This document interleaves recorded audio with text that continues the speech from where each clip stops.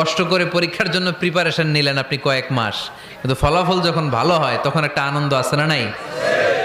সারাদিন রোজা রাখলেন রমজানে, কি কষ্ট, তৃষ্ণায় গলা ফেটে যায়, কিন্তু ইফতারির সময় যখন রুহাবজা শরবতটা খাই কেমন লাগে? একটা আনন্দ আছে না নাই? এজন্য আল্লাহ বললেন فإن مع العسر يسرا إن مع العسر يسرا। ও নবী, কষ্টের দিন মক্কায় অল্প কিছু দিন, মদিনাতে আনন্দের দিন অপেক্ষা করছে। আমাদের জীবনে যদি দুঃখ কষ্ট আসে আমরা ধৈর্য ধরবো, তাওয়াক্কুল করবো একজনের উপর, তিনি কে?